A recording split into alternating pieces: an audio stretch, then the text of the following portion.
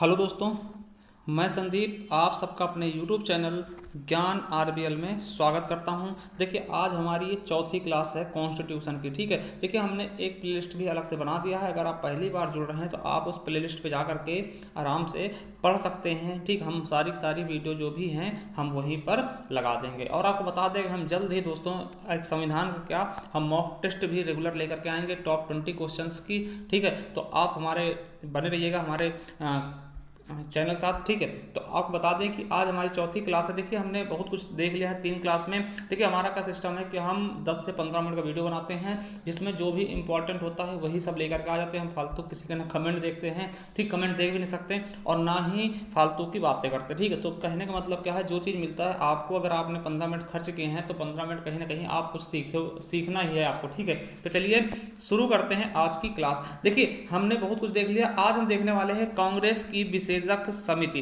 ठीक है, अब आप सोचेंगे कि ये समिति किस लिए बनाई गई है, तो आपको बता दें कि 8 जुलाई 1946 को, कब 8 जुलाई 1946 को कांग्रेस ने संविधान सभा के मसौदे तैयार करने के लिए एक विशेषज्ञ समिति भी बनाई थी। मसौदा समिति आपने देखा होगा, ठीक, उसमें 7 सदस्य थे, उसके बारे में हमने बताया और वही सबसे क्या है, सबसे इंपॉर्टेंट समिति थी। ठीक है, तो उसी के उपलक्ष्य में दोस्तों आपको बता दें कि एक क्या बनाई गई थी, 8 जुलाई 1946 को कांग्रेस की एक विशेषज्ञ समिति बनाई गई थी जिसमें टोटल कितने सदस्य थे दोस्तों, तो 8 सदस्य थे। कितने थे, 8 सदस्य थे। तो इनके हम एक एक करके नाम भी देखेंगे।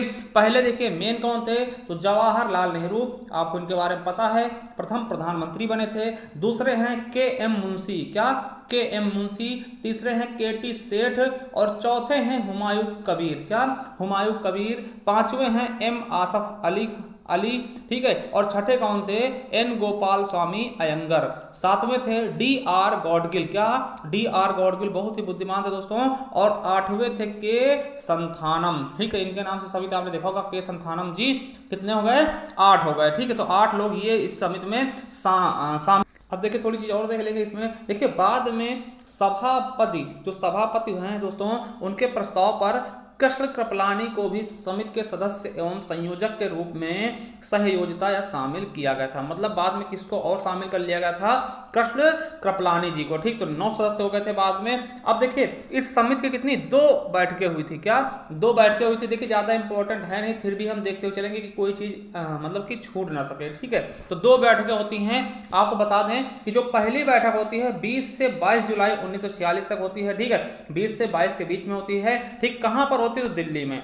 ठीक है, दूसरी बैठक 15 से 17 अगस्त के बीच में होती है दोस्तों। ठीक है, और ये कहां पर होती है, तो आपको बता दें ये मुंबई में होती है। तो दोनों बैठकें हमने देख ली। ठीक है, अब देखिए अब थोड़ा सा अलग आ जाइए। ठीक है, ये यहीं तक समाप्त हो गया है। अब देखते हैं क्या अंतरिम मंत्रिमंडल सदस्य। देखिए यहां से क्वेश्चन आ जाते हैं, क्या, यहां से क्वेश्चन आ जाते हैं। 2 सितंबर 1946 को गठित किया गया था। ठीक है, यहां से क्वेश्चन पूछते हैं दोस्तों। ठीक है, तो आपसे पूछ लेंगे कि विदेशी अंतरिम मंत्रिमंडल सदस्य में विदेशी मामले के कौन देख रेख करते थे। तो देखिए ये चीज आपको आज हम बताने वाले हैं। ठीक है, देखिए जो अंतरिम मंत्रिमंडल था दोस्तों, उसमें देखिए जवाहरलाल नेहरू को कौन कौन से पद मिले थे, तो कार्यकारी परिषद में उपाध्यक्ष और विदेशी मामले कौन देखते थे, जवाहरलाल नेहरू दोस्तों। और देखिए गृह मंत्री, सूचना व प्रसारण मंत्री किसको बनाया गया था अंतरिम मंत्रिमंडल में, तो सरदार वल्लभ भाई पटेल, लौह पुरुष दोस्तों। ठीक, कौन नहीं जानता है इनको। ठीक है, आप बताइएगा इनके दिवस को किस रूप में मनाते हैं, इनके जन्म दिवस को किस रूप में मनाते हैं और कब मनाते हैं। और सबसे बड़ी प्रतिमा भी इनकी कहां लगाई गई है, सरदार वल्लभ भाई पटेल की। तो आपको इन सवालों के जवाब आपको देने अगर आपको पता है तो। ठीक है, चलिए तीसरे थे जॉन मथाई दोस्तों, इन्हें उद्योग मंत्री बनाया गया था। ठीक है, और बलदेव सिंह को रक्षा मंत्री और सी राजगोपालाचारी दोस्तों, इन्हें शिक्षा मंत्री बनाया गया था। वहीं बात कर लें C.H. भाभा जी को खान एवं बंदरगाह मंत्रालय दिया गया और राजेंद्र प्रसाद जो कि हमारे क्या हुए थे, प्रथम राष्ट्रपति। ठीक, उन्हें खाद्य एवं कृषि मंत्रालय दिया गया। ठीक है, और देखिए अरोड़ा आसफ अली को रेलवे एवं परिवहन मंत्रालय और देखिए जगजीवन राम जी को श्रम मंत्रालय, क्या, श्रम मंत्रालय। और लियाकत अली खां को वित्त मंत्रालय और आई चुंदरीगर को वाणिज्य मंत्रालय। ठीक, वाणिज्य का होता व्यापार वाला। ठीक है, अब्दुल रब निस्तार को संचार और जोगेंद्र नाथ जी को क्या, विधि मंत्रालय। ठीक है, और देखिए गजनफर अली खां को क्या, स्वास्थ्य मंत्रालय दिया गया दोस्तों। ठीक है, और देखिए देखिए अगर आप इसकी पीडीएफ चाहिए तो हम लास्ट में बता देंगे, आपको पीडीएफ रेगुलर के रेगुलर आपको मिल जाया करेगी, ठीक है। जैसे क्लास खत्म होगी उसके 1-2 घंटे बाद 3-4 घंटे बाद हम उस पर डाल देंगे, ठीक है। हम अपने टेलीग्राम पे डाल देंगे, तो टेलीग्राम के साथ भी जुड़ जाइएगा आप लोग, हम नीचे बता देंगे लास्ट में कैसे जुड़ना है, ठीक है। अब देखिए अब क्या हुआ, जब देश स्वतंत्र हो गया हमारा, ठीक, क्या हुआ, देश स्वतंत्र हो गया तो फिर से दोस्तों एक मंत्रिमंडल गठित किया। क्वेश्चन कैसे पूछा जाएगा, वो अंतरिम मंत्रिमंडल था, ये क्या है, स्वतंत्रता पश्चात गठित मंत्रिमंडल। तो क्वेश्चन आएगा कि स्वतंत्रता पश्चात गठित मंत्रिमंडल में अध्यक्ष कौन थे, तो आप बता देंगे कौन थे, सी राजगोपालाचारी। क्या, सी राजगोपालाचारी, इन्हें अध्यक्ष घोषित किया गया। वहीं देखिए पंडित जवाहरलाल नेहरू को उपाध्यक्ष, और क्या बनाया गया इनको, पीएम, प्रधानमंत्री दोस्तों। और विदेश मंत्रालय इनको दिया गया, और वैज्ञानिक शोध मंत्रालय, ठीक है। और देखिए क्वेश्चन कई बार पूछा भी जा चुका है कि स्वतंत्र भारत के प्रथम गृह मंत्री कौन थे, तो हमारे सरदार वल्लभ भाई पटेल, जिनसे हमने 3 क्वेश्चन किए थे कि इनका जन्म कब हुआ है, ठीक है, जन्म कब हुआ है, और इनके जन्म को किस रूप में मनाते हैं, किस दिवस के रूप में मनाते हैं, और इनकी जो विश्व की सबसे ऊंची प्रतिमा है अभी वो कहाँ, किस द्वीप पे लगाई, मतलब कहां पर स्थित है दोस्तों, ठीक है। तो ये सब चीजें, और उसकी ऊंचाई कितनी, तो ये क्वेश्चन हमने किए हैं आपसे सरदार वल्लभ भाई पटेल के बारे में, ठीक। तो इन्हें गृह मंत्री, प्रथम क्वेश्चन आता है कि भारत के प्रथम गृह मंत्री किसे चुना गया, ठीक है, सूचना मंत्री और प्रसारण मंत्री, ठीक है। और देखिए विधि मंत्री कौन थे, तो BR अंबेडकर को विधि मंत्री घोषित किया गया था, ठीक है। क्या, विधि मंत्री घोषित किया गया था। और आपको बता दें कि भारत के संविधान के पिता के रूप में भी इनको जाना जाता। क्या क्वेश्चन आ सकता है कि भारत के संविधान के पिता किसको कहा जाता है, या फिर आधुनिक मनु की संज्ञा किसको दी जाती है, आधुनिक मनु।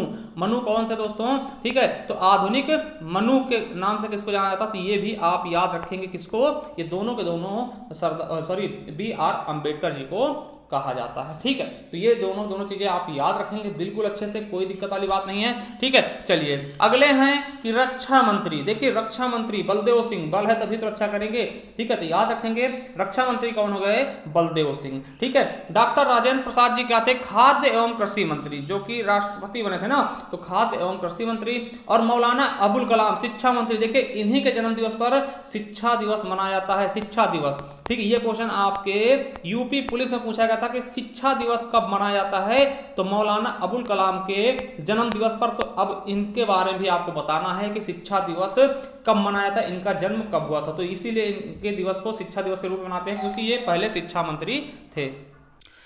और देखिएगा जब, देखिए फिर उसके बाद जान माथा, ये भी क्वेश्चन पूछा गया कि रेलवे मंत्री कौन थे, ठीक है। स्वतंत्र भारत के प्रथम रेलवे मंत्री कौन थे, तो आपको बताने देना कौन, जान माथाई, ठीक। रेलवे और परिवहन मंत्री नियुक्त किए गए। वहीं जगजीवन राम को श्रम मंत्री, देखिए राम जी क्या बहुत परिश्रमी थे, ठीक। तो इस तरह से याद कर लेना कि जगजीवन राम क्या थे, श्रम मंत्रालय इन्हीं के अंडर में था। और अगले हैं CH भाभा दोस्तों, CH भाभा कौन थे, ये वाणिज्य मंत्री, क्या वाणिज्य मंत्री थे दोस्तों, ठीक है। वहीं रफी अहमद किदवई दोस्तों क्या थे, संचार मंत्री, क्या रफी अहमद किदवई क्या थे दोस्तों, संचार मंत्री नियुक्त किए गए थे, ठीक है। उसके बाद अगला देखते हैं 12 नंबर क्या है कि राजकुमारी अमृता कौर, इन्हें स्वास्थ्य मंत्री नियुक्त किया गया। क्या, राजकुमारी अमृता कौर दोस्तों, ये आपको पता होगा कि है ना, संविधान सभा में जो महिलाएं थी 15 महिलाएं, उनमें से एक थी ये, है ना। अगला है वित्त मंत्री, क्या वित्त मंत्री दोस्तों, ये बहुत बार पूछा गया है, RK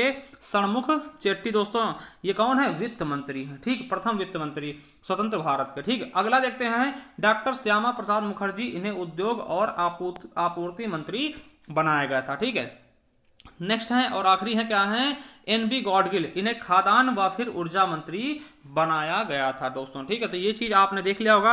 अब देखिए थोड़ा सा हम देख लेते हैं भारतीय स्वतंत्रता अधिनियम 1947 के बारे में थोड़ा सा देख लेते हैं, ठीक है। तो यहीं पर आज हम क्लास को भी एंड कर देंगे, ठीक है। तो चलिए देखते हैं भारतीय स्वतंत्रता अधिनियम 1947 क्या है, ठीक है। यहां से क्वेश्चन आ सकते हैं आपके, ठीक है। देखिए 20 फरवरी 1947 को, क्या 20 फरवरी 1947 को ब्रिटिश प्रधानमंत्री, क्या क्लीमेंट एटली, आपको पता है द्वितीय विश्व युद्ध के बाद जैसे खत्म होता है वहां पे चुनाव होते हैं, ठीक है। ब्रिटेन में चुनाव होते हैं और जो सरकार बनती है क्लीमेंट इटली लेबर पार्टी की, ठीक है।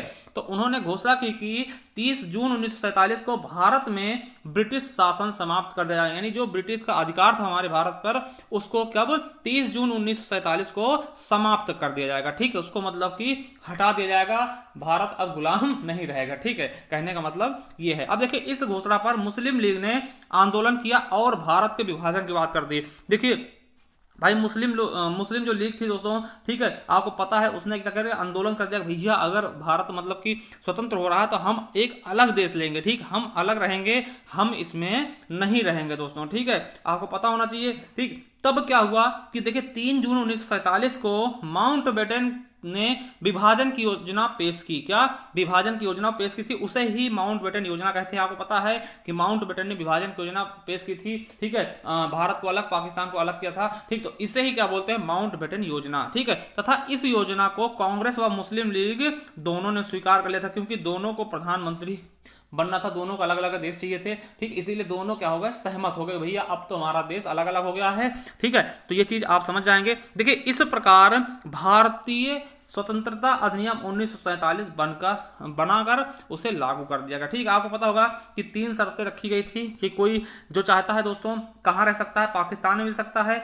या फिर भारत में रह सकता है, या नहीं चाहता दोनों में तो वो स्वतंत्र रह सकता, मतलब अलग रह सकता है, ठीक। तो ये तीनों चीजें कही गई थी। वो चीज हम देखिए बाद में देखेंगे कि कौन से राज्य मिलना चाहते हैं, जूनागढ़, ठीक, हैदराबाद या फिर जम्मू कश्मीर, उनके बारे में हम बाद में पढ़ेंगे जब हम पहले पार्ट के बारे में देखेंगे, ठीक है। तो पहले अनुच्छेद के बारे में देखेंगे, जो 4 अनुच्छेद है दोस्तों, संघ और उसके राज्य क्षेत्र, तो उसके बारे में हम विधिवत देखेंगे। वहां पर हम एक एक चीज बताएंगे, कौन सा राज्य कब गठित हुआ, उसका नाम कैसे बदला गया, हर एक चीज देखेंगे, कोई भी दिक्कत नहीं होने वाली है, ठीक है।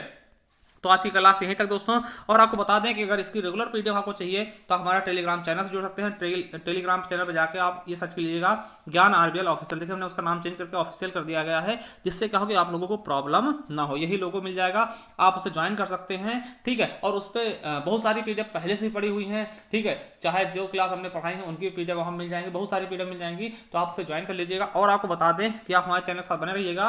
और आप लोग कहते हैं हम मॉक टेस्ट भी जल्दी स्टार्ट करेंगे। तो चलिए, थैंक यू, धन्यवाद।